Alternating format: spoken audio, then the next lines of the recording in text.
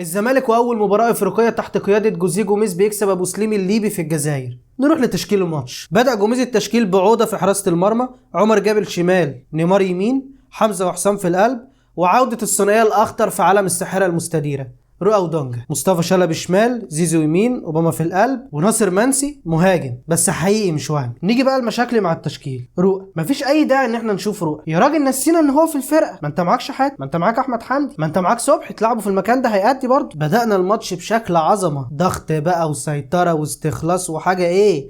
انا فاكر بنفس تشكيل الفرقه دي ولا بلاش افتكر. واخيرا وفي الدقيقه السابعه بيترجم كل اللي قلت لكم عليه ده، والزمالك بيحرز الهدف الاول عن طريق ناصر منسي اللي كتمها بمعلمه نفس كتمه الخديوي في ماتش الاسماعيلي في غيط المانجا بالظبط. هي عجبني بقى بعد الهدف ان الزمالك ما تراجعش، كملنا ضغط، كملنا سيطره، ورحنا بكرة لمصطفى شلبي ولكنه ضيعها. بعديها رحنا بكرة لناصر منسي واوباما لخمه فيها وضاعت، وزيزو هو كمان بيشوط شوطه صاروخ ولكن كالعاده يعني بتيجي في العرض. فضلنا مكملين بنفس الضغط وبنفس الطريقه بقيه الشوط الاول لحد ما جت اخر لقطه في الشوط الاول وهي اصابه زيزو. نتمنى من ربنا ان هي تكون بسيطه لان احنا مش حمل نخش نهائي الكاس من غير زيزو. بدأنا الشوط الثاني بخروج زيزو ونزول شيك، وهي كانت دقايق وناصر قدر يسجل الجون الثاني ليه ولينا. لحد هنا بقى وتمام. الراجل بصماته الحقيقه بدأت تبان، رغم ان احنا قلنا اللي هو لسه برضه بدري عليه، وفعلا برضه حتى بالماتش ده لسه بدري عليه، ولكن في حاجات بتتعمل زي ان الزمالك مركز من العمق وبيخرج الكرة للطرف عشان يرجع تاني العمق، وكل ده كلام فني جميل. لحد ما جت الدقيقه 63 وجوميز قرر يعمل 4 تغييرات مره واحده. بيطلع ناصر وينزل الجزيري،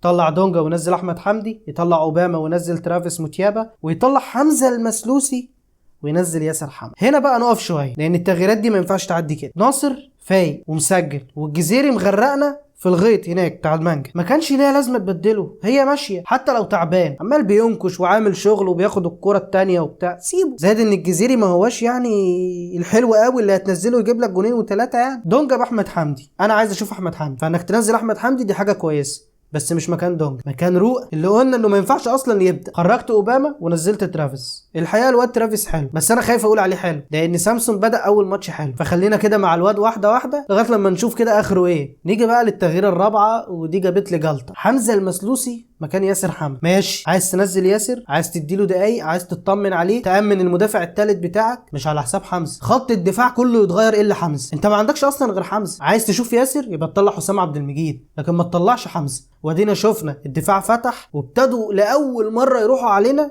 بسبب ان خرجت حمزه، وحصل اللي كنت خايف منه خصوصا تغيير حمزه. وفي اقل من 10 دقايق ابو سليم جاب الهدف الاول، بغض النظر انه مش جول وان هي ما عدتش بس في الاخر اتحسبت جول، والماتش اتصعب وابتدوا يضغطونا ويروحوا للمناطق بتاعتنا رغم ان احنا قعدنا حوالي 65 دقيقه ما بنشوفهمش بره نص ملعبهم. طبعا الهدف ادى ثقه لابو سليم وابتدى يهاجمنا بشكل اكتر، ابتدى ياخد الكره مننا في نص الملعب عشان هو فيه رؤى طبعا، لحد ما جت الدقيقه 90 وشيكا بيدي واحده للجزيري انفراد وبيعدي من الحارس وهو في الجون فاضي قدامه بس ما بيجيبهاش وبيفضل واقف. حته بقى كده على الماشي، يا ريت ما اسمعش اي حد من جمهور الزمالك يقول ان رؤى قد ماتش النهارده كويس. محتاج افكركم كام مره وكام جون وكام لعبه هو عملها ودتنا في داهيه. محدش يشيد بلاعيبه مكسحه. حزقك مع رؤى مش هيخليه طارق حامد. معانا اداره ما نبقاش احنا اللي بنقول نخلي اللعيبه دي، القديم كله يتفور واولهم رؤى. في النهايه في الصعب خارج الارض على فريق رخم امن لينا صداره المجموعه، وان شاء الله باللي احنا شايفينه مع جوميز ده اللي جاي بامر الله يكون خير.